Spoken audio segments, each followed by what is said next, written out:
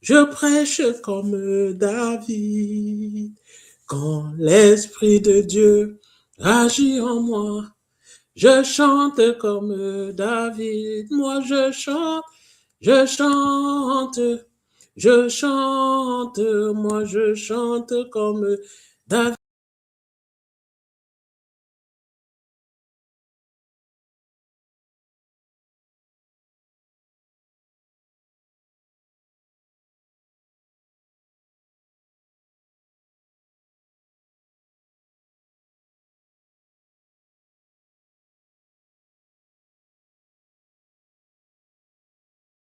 Comme David, je prêche, je prêche, je prêche comme David, je prêche, je prêche, je prêche comme David. Quand l'Esprit de Dieu, je loue comme David. Quand l'Esprit de Dieu habite en moi, je loue comme David. Moi, je loue, je loue, je loue comme David. Je loue, je loue, je loue comme David. Quand l'Esprit de Dieu habite en moi, je chante comme David. Quand l'Esprit de Dieu habite en moi, je chante comme David. Je chante, je chante, je chante, je chante comme David. Je chante, je chante, je chante comme David. Quand l'Esprit de Dieu agit en moi, je prie comme David. Quand l'Esprit de Dieu habite en moi, je prie comme David. Je prie, je prie,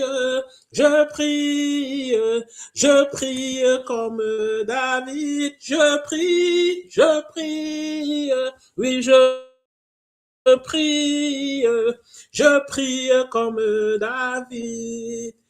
Quand l'Esprit de Dieu habite en moi, je pêche comme David. Quand l'Esprit de Dieu habite en moi, je prêche comme David. Oh oui, je prêche, je prêche, je prêche comme David. Oh oui, je prêche comme David. Oui, dans l'Esprit de Dieu, je loue comme David. Quand l'Esprit de Dieu habite en moi, je loue comme David. Je loue, je loue comme David. Oh oui, je loue, je loue comme David. Béni peuple de Dieu, soyez les bienvenus dans les 5 minutes avec le ministère tel que je suis. C'est quoi les 5 minutes avec le ministère tel que je suis? C'est un bout de temps que l'on passe ensemble. C'est un bout de temps auquel nous parlons des éléments de la vie qui nous marquent par rapport à la Bible. Bien-aimés fils de Dieu, bénis du Très-Haut. S'il y a un texte biblique qui vous parle, s'il y a un texte biblique qui vous enchante, s'il y a un texte biblique auquel vous vous accrochez, s'il y a un texte biblique qui ne vous laisse pas indifférent, bénéfice de Dieu, daignez soit nous écrire, soit faire un enregistrement et finir par une prière ou par un chant.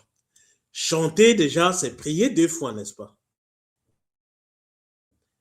Digne fils de Dieu, béni du Très-Haut, nous sommes à toute disposition, nous sommes prêts à recevoir le test biblique que vous trouvez en décalage par rapport à la vie de tous les jours, le test biblique qui vous enchante, ainsi nous partageons la joie, le test biblique qui vous parle. Bien-aimés dans le Seigneur, si vous êtes là, je vous invite à bien vous installer parce que ça va bientôt démarrer. Ça va décoller très, très fortement. Avant de décoller, je vous invite de prier avec moi. Yahvé, Dieu de gloire, Yahvé, Dieu de miséricorde, Saint Père céleste, Dieu de mon salut, Dieu en qui je me confie, tu es Alpha et tu es Oméga.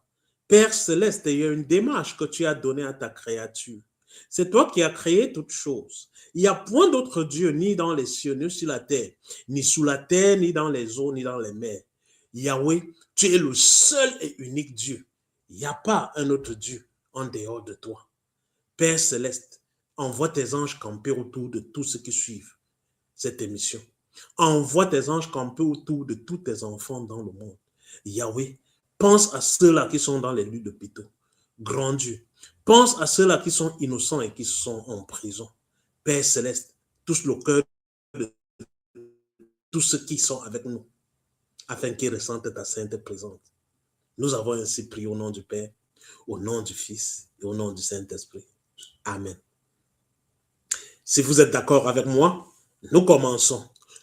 Les 5 minutes avec le ministère tel que je suis d'aujourd'hui, c'est délivre-nous du mal. Délivre-nous du mal. Certaines personnes disent délivre-nous du malin, car le mal provient du malin. À votre avis, qui est le malin? Que cherche-t-il? Que nous veut-il? Bien-aimés, êtes-vous en mesure de répondre à cette question? Toutefois, avant de parler du malin, la tenue que j'aborde aujourd'hui m'a été gracieusement offerte par Minette à qui nous disons merci infiniment. Elle a voulu nous voir habillés en tenue africaine et c'est elle qui a envoyé cette tenue. Nous tenons à lui dire merci, merci pour son offre qui nous va droit au cœur. J'allais déjà simplement oublier et je remercie l'équipe technique qui m'ont fait signe de me rappeler de cela. Nous disons merci à celle qui nous a offert cette tenue. Elle voulait nous voir habillés en tenue africaine et elle n'a pas ménagé d'efforts. Elle a acheté la tenue africaine et nous a envoyé. Merci infiniment. Bénéfice de Dieu, retournons à nos moutons. À votre avis, qui est le malin? Que cherche-t-il? Que nous veut-il? Commençons par là où son action est le plus visible. Bien-aimés dans le Seigneur, afin de montrer l'action du malin, afin de montrer la main du malin, je vais vous inviter à lire avec moi un texte biblique. Le texte biblique que nous allons tous lire se trouve dans le livre de Matthieu. Matthieu, au chapitre 16, les versets de 17 à 19. J'ai dit Matthieu au chapitre 16, les versets de 17 à 19. Là, il est écrit, Jésus, reprenant la parole, lui dit, tu es heureux, Simon, fils de Jonas, car ce ne sont pas la chair et le sang qui t'ont révélé cela, mais c'est mon Père qui est dans les cieux. Et moi, je te dis que tu es Pierre, et que sur cette pierre, je bâtirai mon église, et que les portes du séjour des morts ne prévaudront point contre elle. Je te donnerai les clés du royaume des cieux. Ce que tu liras sur la terre sera lié dans les cieux. Et ce que tu liras, tu délieras sur la terre sera délié dans les cieux. Parole du Seigneur. Bénéfice de Dieu, vous rendez-vous compte de ce qui s'est passé ici. Ce qui s'est passé n'est pas un truc ordinaire. C'est vraiment extraordinaire. ordinaire. Le premier point à noter, c'est le changement de nom. De base, Jésus lui-même souligne, tu es Simon, fils de Jonas. Mais à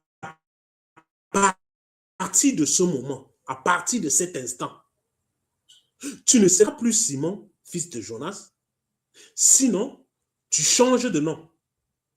Ton nom de naissance ne prévaudra pas sur ton nouveau nom. Tu as un nouveau nom qui sera au-dessus de ton nom de naissance.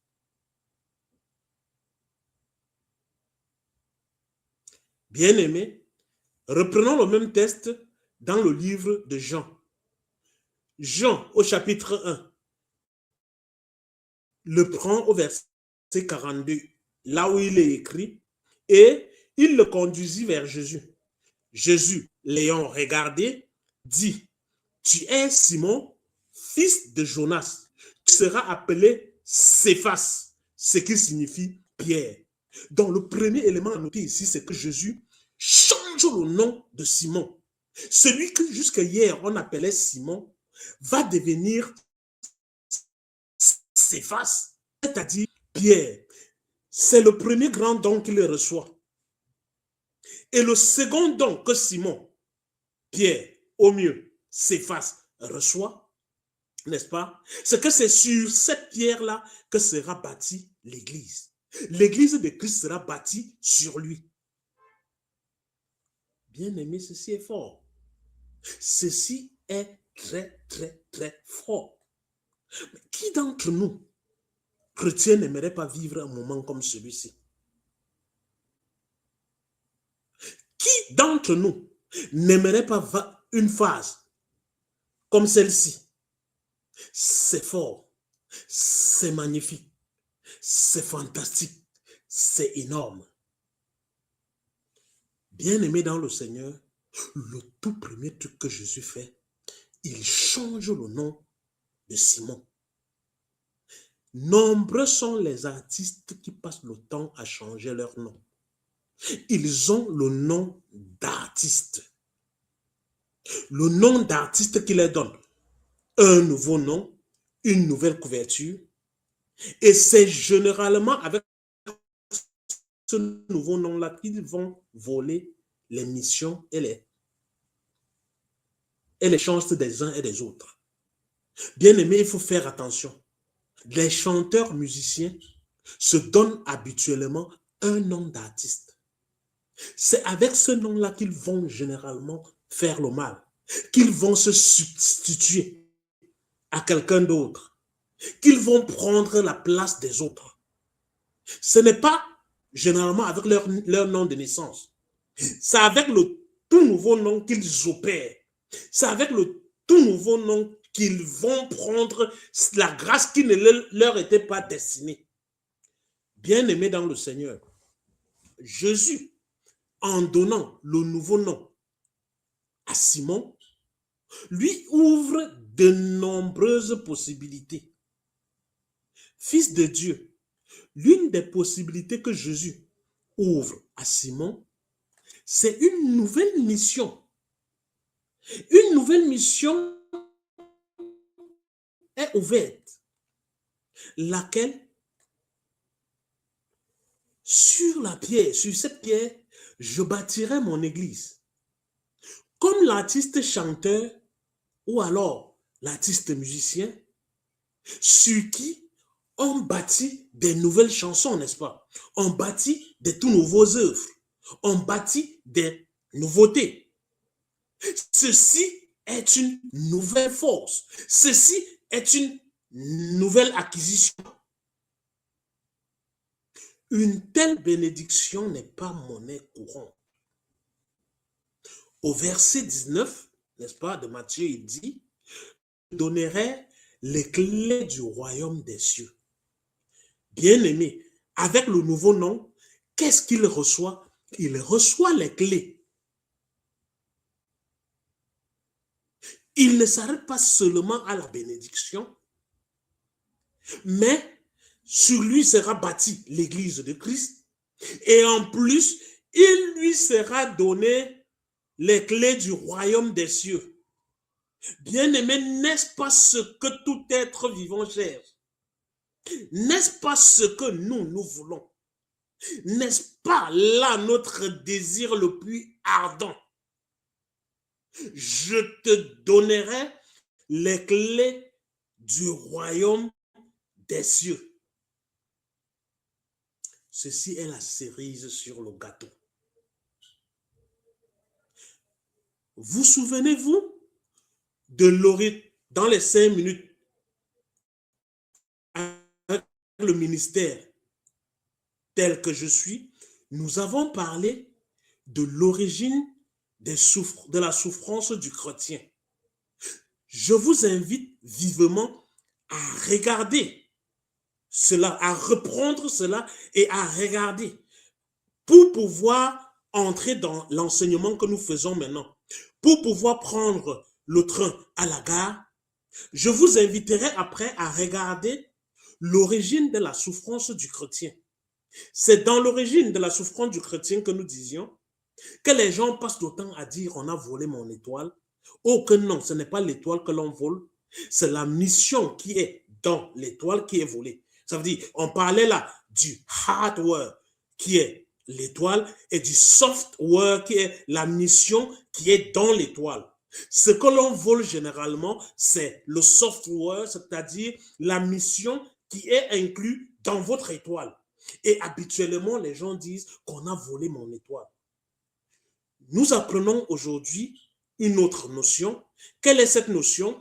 Que dans votre étoile, on peut augmenter votre mission. C'est ce que Jésus est en train de faire aujourd'hui avec Simon. Dans l'étoile de Simon, Jésus est en train d'augmenter déjà un nouveau nom.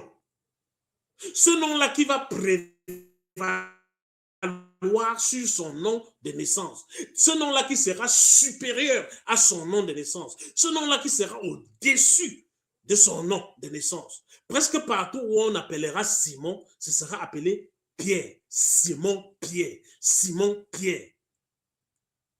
Bien-aimé dans le Seigneur, la nouvelle mission sera donnée à Pierre. C'est sur toi que je bâtirai mon église. Ces deux éléments déjà qu'il reçoit au même moment qui sont ajoutés à son étoile.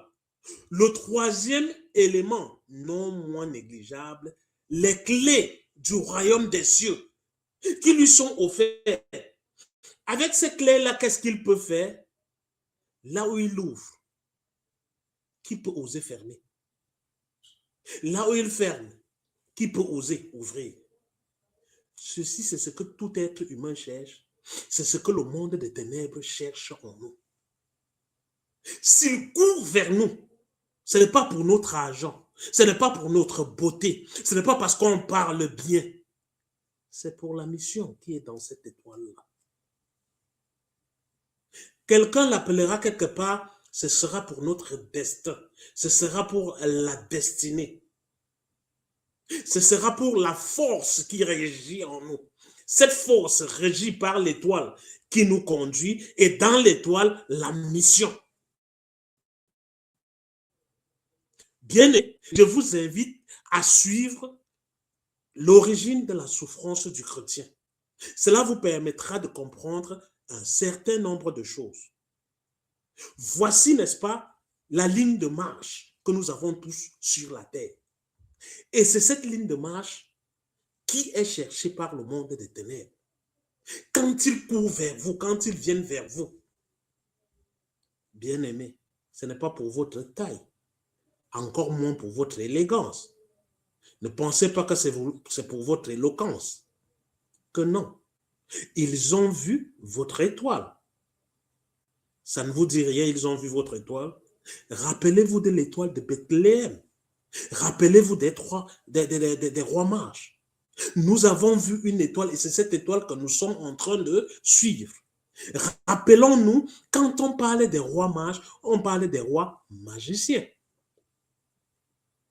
Nous avons vu cette étoile depuis l'Orient et c'est cette étoile que nous sommes en train de suivre. Bien-aimés, c'est ce qui nous arrive presque chaque jour.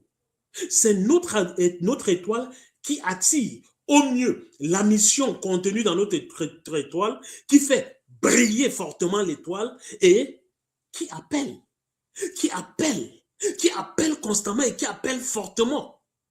Il y a ceux qui ne peuvent pas résister face à cet appel-là. Bien-aimés, c'est là que part l'origine généralement de nos problèmes. Parce que celui qui a vu cette étoile, celui qui a vu la mission qui est dans cette étoile, cherche à nous le chipper, cherche à nous le voler, cherche à s'accaparer. Bien-aimé, comme le fait l'artiste musicien, il se donne un nouveau nom. À partir de ce nouveau nom, il va aller coopter de gauche à droite, ce qui va lui permettre de sortir des nouvelles chansons, ce qui va lui permettre de sortir des nouveaux œuvres d'art. Je vous invite vivement à voir ou alors à revoir pour mieux comprendre cette partie, l'origine de la souffrance du chrétien. Le chrétien, pourquoi souffre-t-il? Bien-aimé, en chaque être humain, bien portant ou malade, ou habile, il y a une étoile.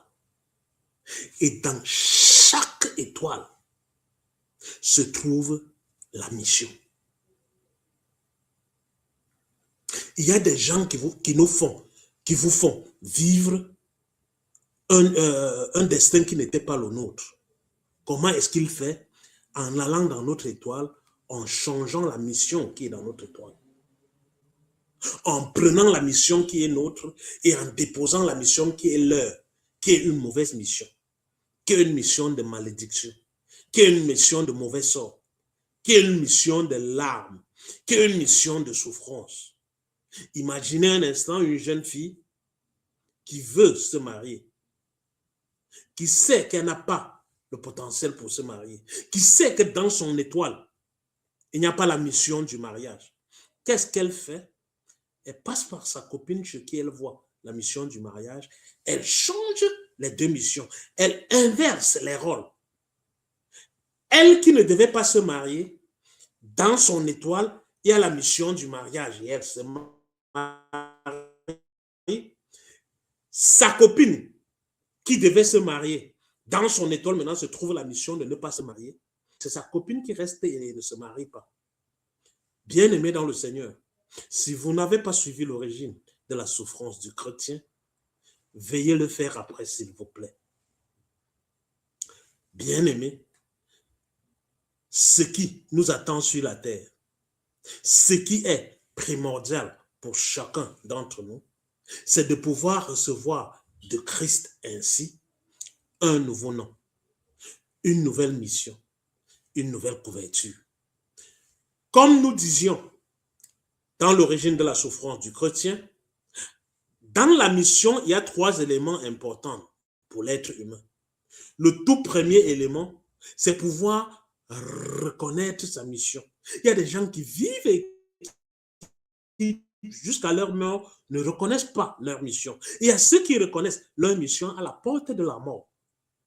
Bien-aimé dans le Seigneur, le deuxième élément, c'est accepter sa mission. Il y a ceux qui connaissent leur mission et qui ne l'acceptent pas. Et le troisième élément, c'est porter sa mission à bon port. Dans le cadre présent, Jésus a aidé Simon déjà à la reconnaissance de la mission. La mission qui t'est donnée, c'est que tu porteras mon église sur toi.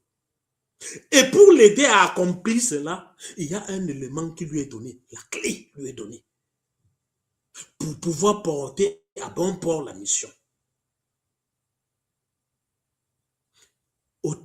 Autrement dit, bien-aimé, le malheur vient à nous par rapport à notre étoile.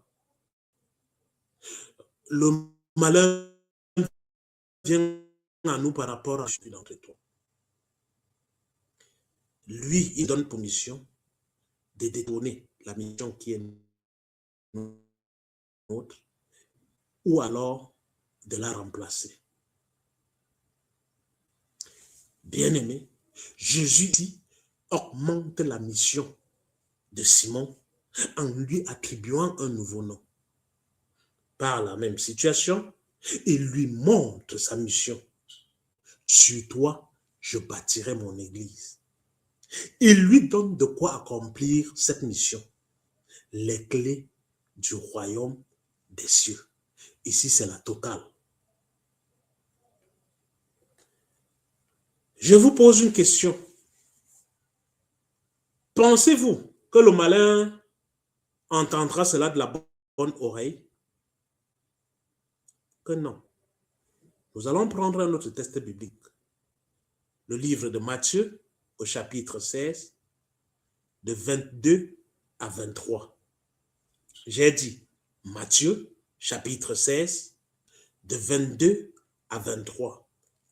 Là, il est écrit, Pierre, l'ayant pris à part, se mit à le reprendre et dit, à Dieu ne plaise, Seigneur, cela ne t'arrivera pas. Mais Jésus, se retournant, dit à Pierre, arrière de moi, Satan, tu mets un scandale, car tes pensées ne sont pas les pensées de Dieu, mais celles des hommes. Arrière de moi, Satan. C'est le même Pierre, Simon-Pierre à qui on a attribué un nouveau nom. C'est le même Simon-Pierre à qui on donne, on confie l'église, on donne la clé. C'est à ce même Simon-Pierre que l'on va appeler ici, arrière de moi, Satan. Bien-aimé, qui est donc Satan? Lorsque nous étions enfants et que l'on nous posait cette question, nous on dessinait rapidement un homme avec les cornes. C'était très vite fait. On décrivait un être humain avec les cornes. Depuis que vous vivez, depuis que vous sortez, combien de fois avez-vous vu d'œil humain, les hommes se promenaient avec les cornes? Pourtant, ils ont les cornes. Pourtant, ils sont avec des cornes. Bien-aimé, ici c'est un disciple de Jésus à qui Jésus a fait confiance, en qui Jésus espère très fortement. Juste après ce moment de mission qui lui a été attribué, ça va devenir une attaque. Satan va s'emparer de son corps. Et c'est ce que le monde des ténèbres cherche, à s'emparer de notre corps comme étant un hôte qui abrite Satan, n'est-ce pas, pour pouvoir agir. Bien-aimé dans le Seigneur, dans une certaine situation donnée, vous et moi, nous pouvons devenir Satan pour notre prochain. Oui, c'est possible. Satan peut prendre possession de notre corps pour agir et faire mal au prochain. Bien-aimé dans le Seigneur, la Bible l'appelle le malin. C'est le destructeur. Il est malin, il est subtil. Être à mesure de comprendre l'esprit qui est en train de régner sur celui qui est en face de moi. Bien-aimé, je ne le dirai jamais assez, on ne connaît pas quelqu'un si on ne le connaît pas spirituellement. Je le dis ici et je le répète. Vous ne connaissez personne si ce n'est spirituellement.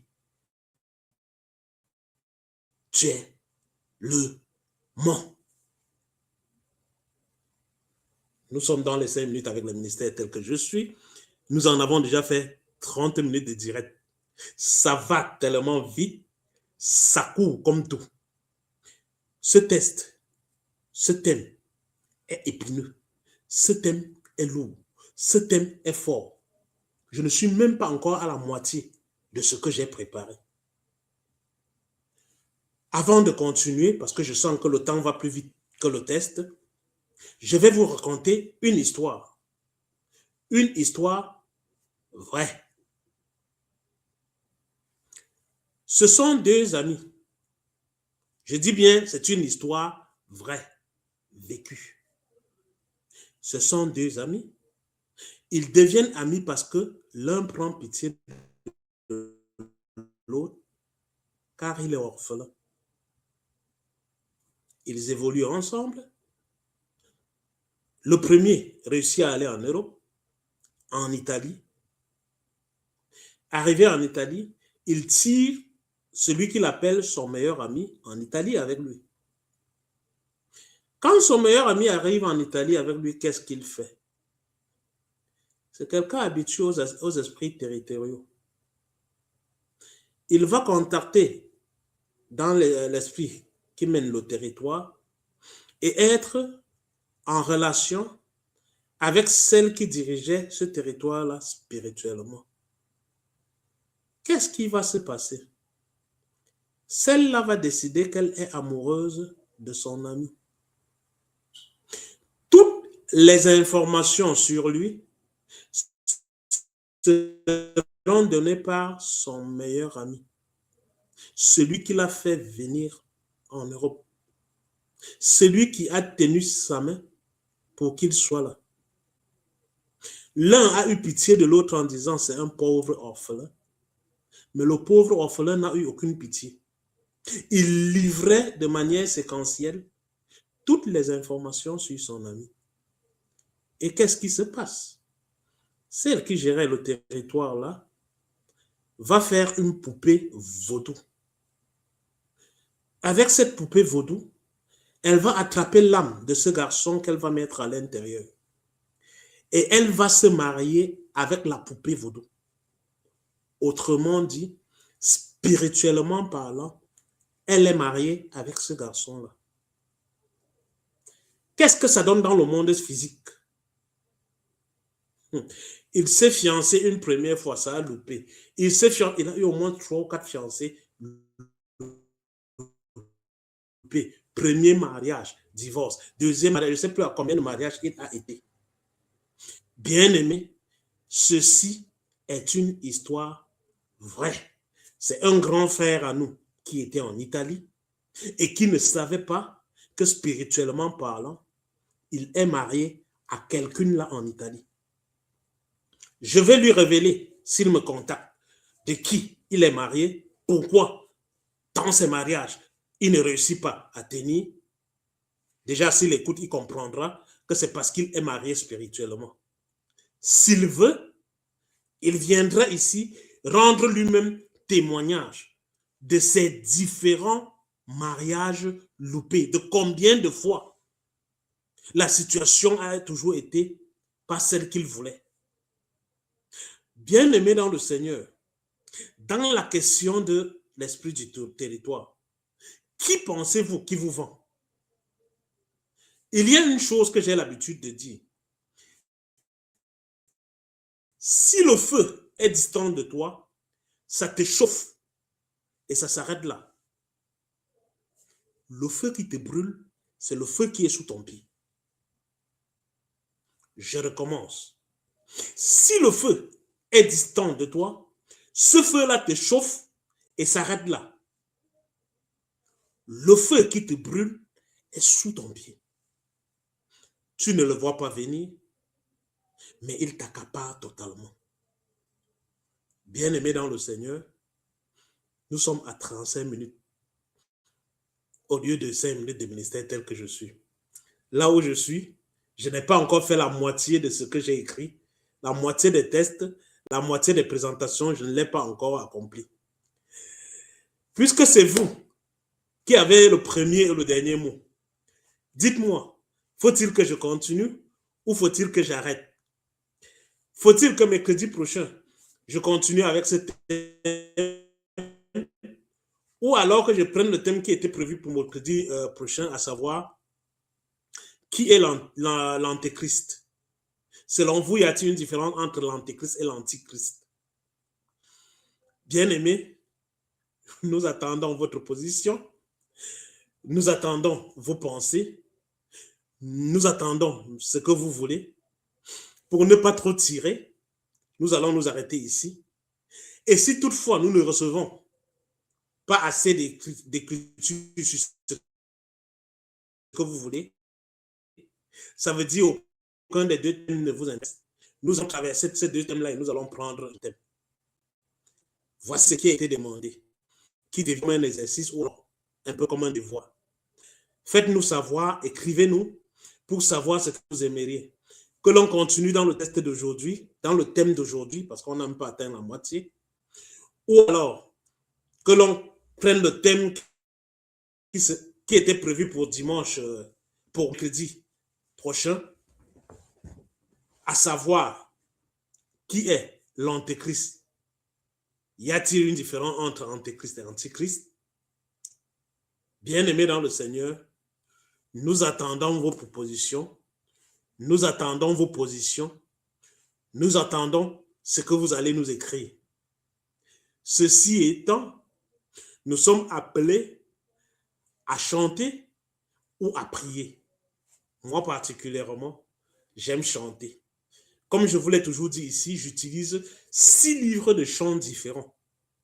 Je parcours différents livres de chants. Le chant, c'est ce que j'aime. Le chant fait partie de moi. Et je ne saurais actuellement faire autrement que chanter. Le chant que j'ai choisi, c'est un chant qui a déjà été fait ici, que beaucoup devraient déjà connaître. Si vous saviez quel sauveur je possède. Bien-aimés, nous sommes en train d'entrer dans la période de Pâques et j'aimerais bien que vous chantiez avec moi. Si vous saviez quel sauveur je possède.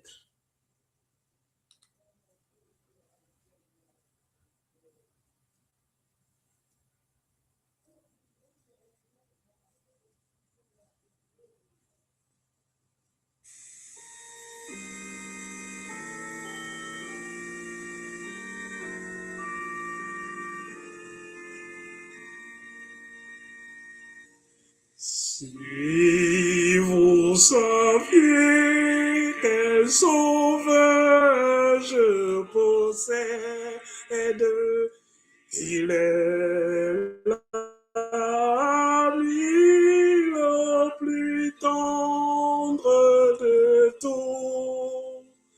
Pour moi devant le Père, il intercède. Oh, je voudrais qu'il fût aussi pour vous, mon sauveur vous aime, à chercher en lui votre ami suprême, votre seul appui. Si vous saviez la paix douce et profonde que l'eau sauve dans mon âme apportant, pour cette paix que peut donner le monde, elle jaillit pour vous de Golgotha. Oui, mon sauveur vous aime, à chercher en lui votre ami suprême, votre seul appui.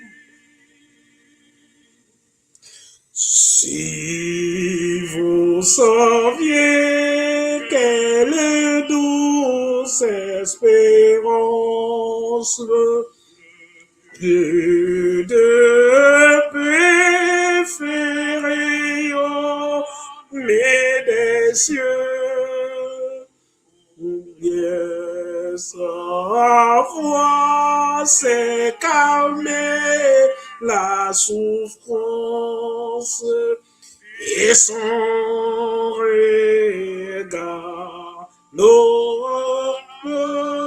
Que joyeux, mon sauveur, sauveur, vous aime, à chercher en lui votre ami suprême,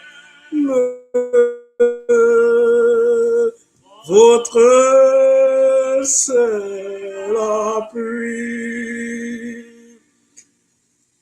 Quand vous saurez combien Jésus vous aime, quand vous saurez combien son jour est doux, ne gardez pas ce trésor pour vous-même, mais avec moi, dites-le de vous, mon sauveur, mon sauveur vous aime, à chercher en lui votre ami suprême, votre seul appui. Quand vous saurez combien Jésus vous aime, quand vous saurez combien son joug est doux, ne gardez pas ce trésor pour vous-même, mais avec moi, dites autour de vous. Bien-aimés dans le Seigneur, sur TikTok, nombreux sont ceux qui envoient les fleurs. 1000 fois merci pour ces fleurs envoyées. 1000 fois merci pour ces cadeaux envoyés. Merci, merci, merci infiniment. Et merci à ceux qui ont envoyé des vêtements comme cadeau. Le vêtement que je porte aujourd'hui a été gracieusement offert. Le vêtement que je porterai mercredi également, c'est un autre vêtement qui a été offert. Merci, merci, merci de tout cœur. Les prochains rendez-vous, c'est dimanche à 18h avec le culte dominical et puis mercredi à 20h dans les 5 minutes avec le ministère tel que je suis. Le thème de mercredi, nous ne le savons pas encore. Ce sera à vous de le déterminer. Devons-nous continuer avec le thème d'aujourd'hui ou alors aimeriez-vous que nous parlons de l'Antichrist? Y a-t-il une différence entre l'Antichrist et l'Antéchrist? Bien-aimés dans le Seigneur, je vous aime, mais rappelez-vous, Christ vous aime davantage. Bye bye. Bye bye à tout le monde.